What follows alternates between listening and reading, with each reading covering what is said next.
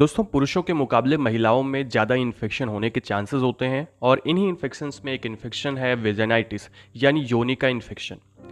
आज की इस वीडियो में हम लोग बात करने वाले हैं वेजाइनाइटिस के बारे में कि ये होता क्या है, इसके काजेस क्या होते हैं, सिम्टम्स क्या आते हैं और इसका ट्रीटमेंट कैसे किया जाता है, कौन कौन सी मेडिसिन दी जाती है। दोस्तों, मैं हूं नीरज राय और आपका स्वागत है फार्मा हर्ट्स में। चलिए वीडियो की शुरुआत करते हैं और बात करते हैं वेजाइनाइटिस के बारे में। दोस्तों, वेजाइनाइटिस बताने से पहले आपको छोटी सी बात यहाँ पे बता दूं कि अगर आपका शरीर का कोई भी अंग है उसके लास्ट में ITIS लगा हुआ है तो उसका मतलब होता है इन्फ्लामेशन। इन्फ्लामेशन का मतलब होता है सोथ, यानी कि उस अंग में स्वेलिंग होगी, रेडनेस होगी, पेन होगा। ये 3 सिम्टम्स जरूर आएंगे अगर किसी भी अंग के अंत में आइटिस लगा हुआ है, जैसे अपेंडिसाइटिस। ठीक है, वो इसी तरह से है वेजाइनाइटिस। तो यहाँ पे देखिएगा, वेजाइनाइटिस के बारे में अगर मैं थोड़ी सी बात करूं तो वेजाइनाइटिस जो होता है वो वेजाइना का इन्फ्लेमेशन होता है और इसी को हम लोग वेजाइनाइटिस बोलते हैं। वेजाइनाइटिस ज़्यादातर फंगल इन्फेक्शन की वजह से होता है। इसके अलावा भी बहुत सारे कारण होते हैं, काजेज में हम लोग देखेंगे, लेकिन ज़्यादातर फंगल इन्फेक्शन की वजह से होता है और फंगल इन्फेक्शन की तरह ही इसका ट्रीटमेंट किया जाता है। अब अगर इसके कारण की बात करें तो सबसे मेन जो कारण होता है वो साफ सफाई में कमी होती है, जिसकी वजह से इन्फेक्शन हो जाता है। यानी कि lack of hygiene is a main reason of the vaginitis, या किसी भी प्रकार के जो वेजाइनस से रिलेटेड प्रॉब्लम होती है उसमें लैक ऑफ हाइजीन बहुत ज़्यादा मेन काज होता है, मेन कारण होता है। इस वजह से साफ सफाई का विशेष ध्यान रखना चाहिए और हाइजीनिक होना चाहिए। उससे क्या होगा कि बहुत सारे इन्फेक्शन जो एक्सटर्नल इन्फेक्शन है वो आपको नहीं होंगे। दूसरा, प्रेगनेंसी की वजह से भी वेजाइनाइटिस की प्रॉब्लम आती है। इसके अलावा डायबिटीज़ में भी ऐसा होता है, फंगल इन्फेक्शन के कारण होता ही है। और ज़्यादातर अगर कॉन्ट्रासेप्टिक पिल्स या फिर डायाफ्राम यूज किया जाता है तो उसकी वजह से भी वेजाइनाइटिस की प्रॉब्लम हो सकती है।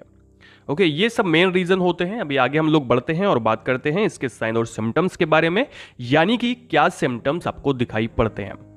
सबसे पहली चीज तो वेजाइना के अंदर में इरिटेशन होता है, यानी कि इचिंग होता है, इरिटेशन होता है। उसके अलावा पेन हो सकता है, दर्द हो सकता है, बर्निंग सेंसेशन का अनुभव होता है। और जो इसमें साइन और सिम्टम्स में जो ज़्यादातर देखने को मिलता है वो व्हाइट या येलोइश डिस्चार्ज हो सकता है वेजाइना से।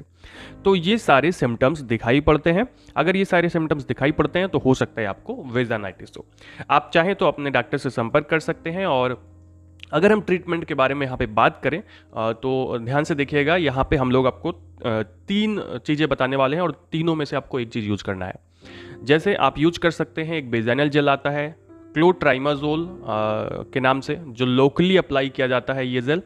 आपको अगर ये आपको नहीं मिलता है तो इसकी जगह पे हम लोग क्लोट्राइमाजोल का बेजाइनल टैबलेट यूज कर सकते हैं, जो एक्चुअली बेजाइनल टैबलेट होता है और इसे रात में सोते समय एक टैबलेट बेजाइना में इंसर्ट करना होता है।